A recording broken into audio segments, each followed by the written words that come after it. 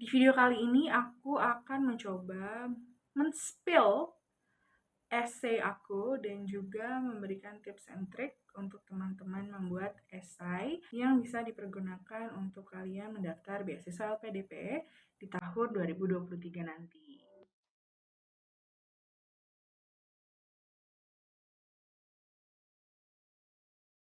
Di sini aku ada print out essay dan juga personal statement yang aku punya yang kucetak sehari sebelum seleksi substansi. Kenapa dicetak? Karena pengen dibaca ulang aja. Kalau di komputer tuh kayak aku sehari-harinya kerja di depan laptop.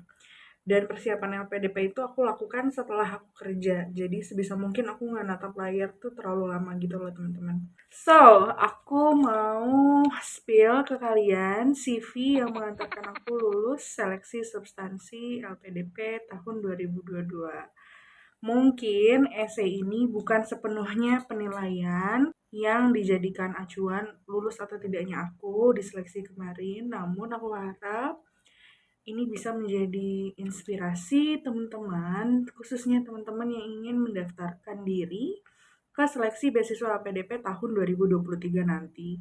Oke, essay yang pertama itu adalah komitmen kembali ke Indonesia. Kemudian rencana pasca studi dan rencana kontribusi di Indonesia. Jadi 3 essay ini tuh dijadikan satu dan total katanya itu harus 2.500 kata.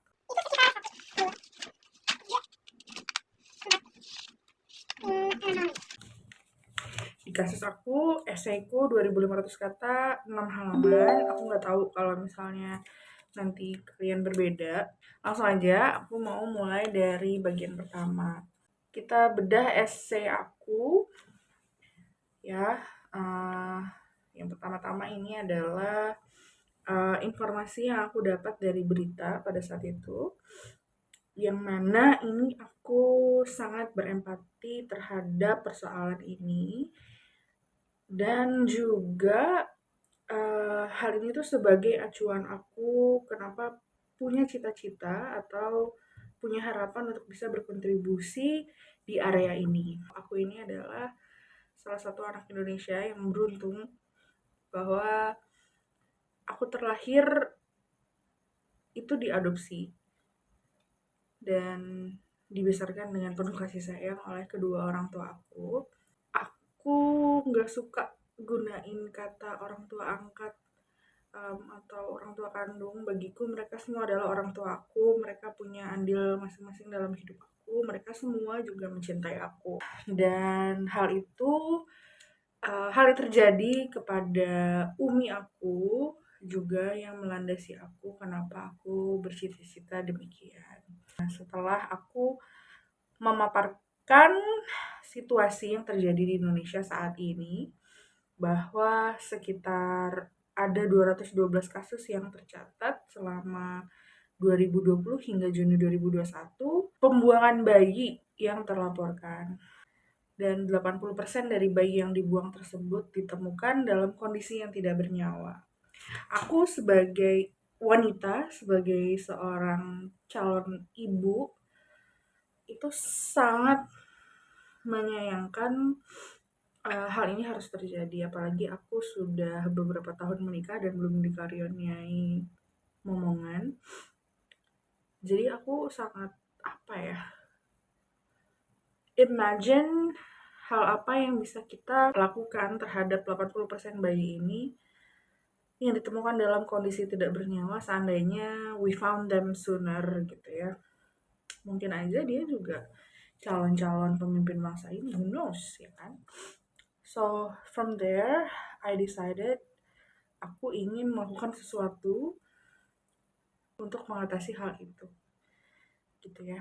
Nah, di paragraf selanjutnya ini aku memperkenalkan diriku, juga menjelaskan day to day job aku atau kontribusinya itu di perusahaan tempat aku bekerja itu seperti apa.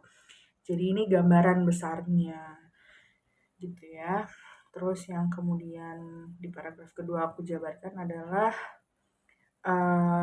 landasan mengapa aku mempunyai tujuan kontribusi tadi, dan juga aku sisipkan informasi-informasi terkait data, informasi dan juga perundang-undangan yang mengatur hal tersebut saat ini. Di sini aku juga menjelaskan komitmenku untuk kembali ke daerah asal karena aku adalah awardee beasiswa PDP dalam negeri ya teman-teman. Jadi bukan kembali ke Indonesia, tapi lebih ke kembali ke daerah asal. Walaupun aku bukan dari afirmasi daerah, tapi it's good to know that kita misalnya kuliah di Bandung, kemudian kita kembali ke Jakarta dan berkontribusi di situ. Bukan di Bandung aja tempat kita berpendidikan. Aku harus mensensor beberapa hal yang mana adalah blueprint dari project yang sedang aku kerjakan dan akan aku kerjakan. Jadi aku harap teman-teman mengerti. Tapi aku janji yang aku blur out ini sama sekali tidak mengurangi esensi dari esaiku. Kemudian aku menjelaskan apa urgensinya aku mengambil pendidikan S2. Di sini aku menjelaskan bahwa tujuan lain saya memperluas pengetahuan serta memperdalam keterampilan adalah agar saya bisa mengeksplorasi berbagai teknologi dan metode baru. Karena di bidang saya, computer science, hal-hal tersebut sangatlah dinamis gitu ya. Dan apa ya, ini tuh sifatnya objektif, jadi nggak subjektif ke aku, tapi teman-teman harus menempatkan cita-cita teman-teman tuh pertama, diri teman-teman kedua. Contoh, cita-cita kalian itu membuat rendang, ya. Jadi kenapa mau buat rendang? Oh, karena aku nih orang Padang, aku tuh bisa masak rendang. Karena rendang itu adalah bukan itu subjektif. Objektifnya adalah ini rendang bisa bermanfaat untuk orang-orang yang sedang lapar. Itu objektifnya ya. Jadi bukan subjektif ke aku, saya gitu ya. Di sini juga aku menjelaskan kenapa aku bersekolah atau kenapa aku memilih bersekolah menempuh studi magister aku di dalam negeri dan bukan di luar negeri. Gitu ya. Di sini aku menjelaskan salah satunya bersekolah di dalam negeri juga akan menghubungkan saya dengan koneksi yang lebih relevan dan berjumpa dengan teman-teman satu visi yang boleh jadi akan menjadi partner saya esok hari. Saya juga akan dipertemukan dengan para akademisi hebat dari dalam negeri yang memiliki keahlian di bidangnya masing-masing. Dan begitu kesempatan saya untuk memiliki akses pasca studi semakin terbuka lebar dengan bersekolah di dalam negeri. Saat masih menempuh pendidikan sarjana, saya memiliki banyak sekali teman mahasiswa yang datang dari berbagai daerah. Mereka memiliki latar belakang suku, agama, dan ras yang berbeda-beda. Dari situlah saya belajar mengenal teman-teman saya dan secara tidak langsung juga mengenal Indonesia melalui mereka. Pilihan serta alasan saya untuk berkuliah di dalam negeri barangkali terdengar sangat personal atau bahkan terasa amat sentimental. Tetapi lebih dari itu, terlepas dari tempat yang kita pilih untuk belajar, pada akhirnya yang menentukan adalah usaha kita sebagai individu yang berintegritas. I just realized that I made a typo there. Harusnya berintegritas, tapi aku tulisannya berintegritas. So watch out for typos ya teman-teman. Nah kemudian di sini aku juga menjelaskan kenapa aku memilih universitas yang aku pilih. Nah, disclaimer, aku masuk beasiswa PDP ini tuh jalur non-LOE ya.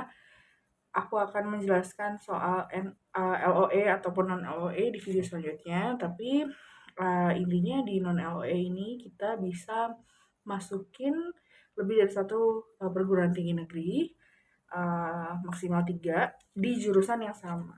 Jadi nggak boleh pindah jurusan, misalnya hukum terus ke komputer itu nggak bisa. Ya, nah The rest of the essays would be me explaining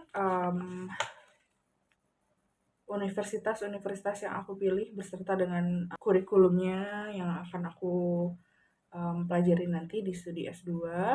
Yang terakhir menutup esai aku kembali meyakinkan reviewer bahwa kontribusi atau cita-citaku ini itu akan sangat bermanfaat kepada orang-orang bangsa kita di luar. Semoga video ini bermanfaat untuk teman-teman dan juga sukses untuk teman-teman yang nantinya akan mendaftar di seleksi beasiswa LPDP tahun 2023. Terakhir, namaku Dita. I'll see you on the next videos. Bye!